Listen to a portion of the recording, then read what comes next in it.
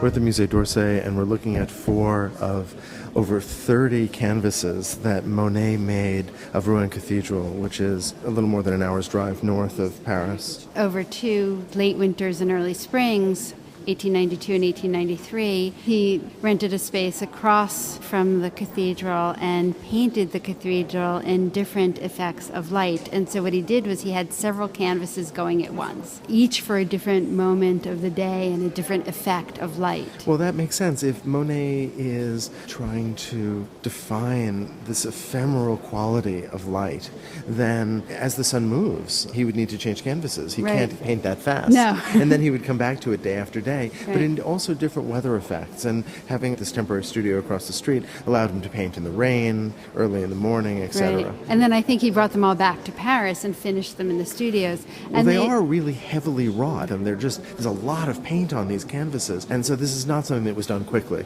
Monet was always interested in capturing the fleeting effects of something that he saw. But here it's become the exact subject of the painting. The irony is that as he's capturing something that's fleeting, he takes longer and longer to paint it and to finish it not outside, but to finish it in the studio. There's another irony here, which is that if their subject is really about light and the way light constructs form, and I think that really is the subject, he's picked a pretty potent thing to render that on. That is to say, a medieval cathedral, which is all of its religious connotations, its historical connotations, and is solid in the extreme, and yet in the rendering by Monet, these are not such solid forms. No, they really appear very light, almost filigree forms. They lack a sense of heavy three-dimensionality.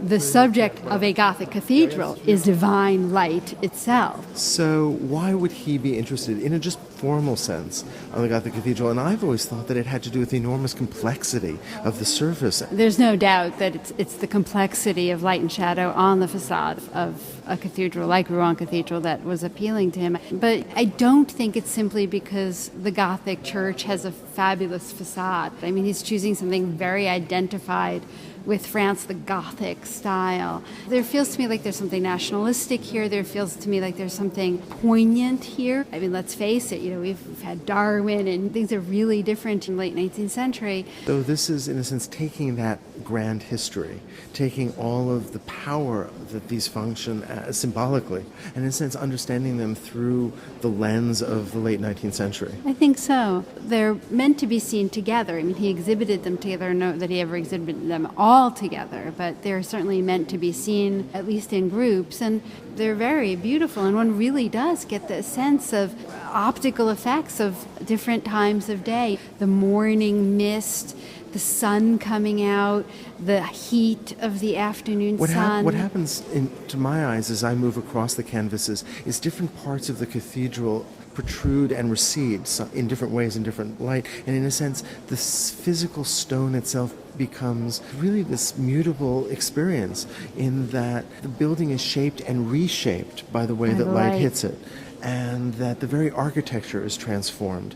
And in a sense, it is the triumph of the optical over the physical. Which is something very different than the Gothic architects. And those in the Gothic era would have thought about the church, because what could be seen was really a symbol for what couldn't be seen. And in a way, what Monet seems to be telling us here in the end of the 19th century is what we see is what there is.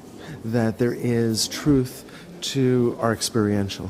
Mm-hmm.